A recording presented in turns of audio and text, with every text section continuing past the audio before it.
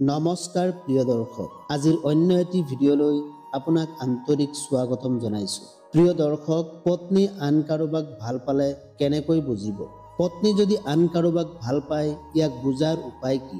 এই সম্পৰ্কে আজিৰ ভিডিঅ'টো প্ৰস্তুত কৰি আপোনালোকৰ মাজলৈ আগবঢ়াইছো। গতিকে আজিৰ ভিডিঅ'টো শেষলৈকে চালে আপুনি নিশ্চিতভাৱে গম পাব প্ৰেম মানে আনন্দৰে জীয়াই থাকিবলৈ শিকায়। গতিকে মানুহে প্ৰেমৰ লগত জড়িত হ'ব বিচাৰে। সম্পৰ্কৰ আৰম্ভণিতে বতাহত উৰিলেও মাটিত নামি আহিব লাগে। য'ত আছে আচৰিত বাস্তৱতা, তাতেই আছে প্ৰেমৰ লগতে প্ৰেমহীনতা। গতিকে সময়ৰ লগে লগে সকলো সম্পৰ্ক জীয়াই নাথাকিব পাৰে। সম্পৰ্ক এটা ভালদৰে চলি থকাটো একেবাৰেই সহজ নহয়। একেটা পথলৈ দুটা পথ অনাটো যুদ্ধৰ দৰে। এই যুদ্ধত পাৰস্পৰিক সন্মতি আৰু সমৰ্থন থাকিব লাগিব। কিন্তু এইটোও জনাটো প্ৰয়োজনীয় যে সম্পৰ্কবোৰ সদায় সঠিক দিশত নাযাবও পাৰে। কিছুমান ক্ষেত্ৰত সম্পৰ্কৰ মাজত সমস্যাৰ সৃষ্টি হ'ব পাৰে। মানুহে প্ৰথমতে অতি আৱেগিকভাৱে সম্পৰ্কত সোমাই পৰে। কিছু সময়ৰ পাছত তেওঁ হয়তো অনুভৱ কৰিব যে সম্পৰ্কটো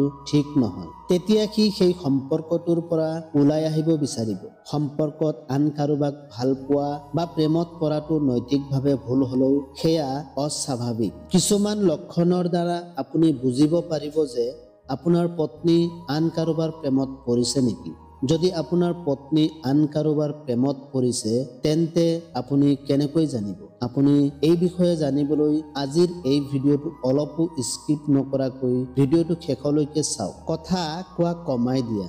যদি আপোনাৰ পত্নী আন কাৰোবাৰ প্ৰেমত পৰে, তেন্তে হয়তো আপোনাৰ সৈতে কথা কোৱা কমাই দিব। প্ৰেমত যদি বিশ্বাস নাই, তেন্তে আৰু কি আছে? প্ৰথমতে প্ৰেম প্ৰবল হ'ব পাৰে, কিন্তু এটা সময়ত স্থবিৰ হৈ পৰিব পাৰে। প্ৰথমতে বহুত কথা পাতিলেও কোনোবা এটা সময়ত কথা পাতিব মন নাযায়। যদি তেওঁ আপোনাক এৰাই চলি থাকে, কম কথা পাতে, কেৱল আপোনাৰ লগত অকাৰণতে কথা পতা বন্ধ কৰি থাকে, তেন্তে তেওঁক পোনপটীয়াকৈ এই বিষয়ে সুধিব। বাৰে বাৰে আপোনাক নিৰাশ কৰিব।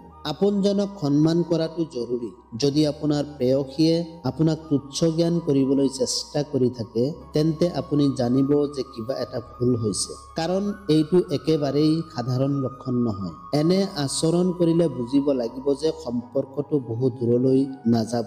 গতিকে নিজকে প্ৰত্যাহাৰ কৰিলেই উত্তম। অলপতেই সমস্যাৰ সৃষ্টি কৰিব। লক্ষ্য কৰিলে দেখিব যে তেওঁ অশান্তি জগাই তুলিবলৈ চেষ্টা কৰিছে। গতিকে শব্দৰে বিপদত পৰাটো স্বাভাৱিক। মূল কাৰণটো হ'ল সি তোমাক আৰু ভাল নাপায়। হয়তো আপোনাক এৰি আন কাৰোবাৰ হাতত ধৰিব বিচাৰিছে। যদি আপোনাৰ কোনো অপৰাধ নাই বা আগতে কোনো সমস্যা হোৱা নাই, তেন্তে এনে আচৰণ কৰিলে সাৱধান হওক। আপোনাৰ পৰিয়ালটোক সৰু বুলি ভাবা। মানুহে যেতিয়া নিজৰ ইচ্ছা সহজে পূৰণ কৰিব নোৱাৰে, তেতিয়া আন পথ বাছি লয়। আপোনাৰ পৰিয়ালৰ প্ৰতি থকা মৰমৰ বিষয়ে তেওঁ নিশ্চয় জানে। এনে অৱস্থাত আপুনি দেখিব যে তেওঁ আপোনাৰ পৰিয়ালৰ বিষয়ে যি বিচাৰে তাকে কৈছে। এইটো দেখিলে সাৱধান হওক। প্ৰিয় দৰ্শক, পত্নী যদি আন কাৰোবাক ভাল পায়, তেন্তে আজিৰ এই ভিডিঅ'টোত উল্লেখিত এইকেইটা লক্ষণৰ জৰিয়তে আপুনি নিশ্চিত হ'ব পাৰিব যে আপোনাৰ পত্নী আন কাৰোবাৰ প্ৰেমত পৰিছে। ভিডিঅ'টো ভাল লাগিলে এটা লাইক কৰিব আৰু যদি আপুনি চেনেলত নতুনকৈ আহিছে, তেন্তে চেনেলটো ছাবস্ক্ৰাইব কৰিবলৈ নাপাহৰিব।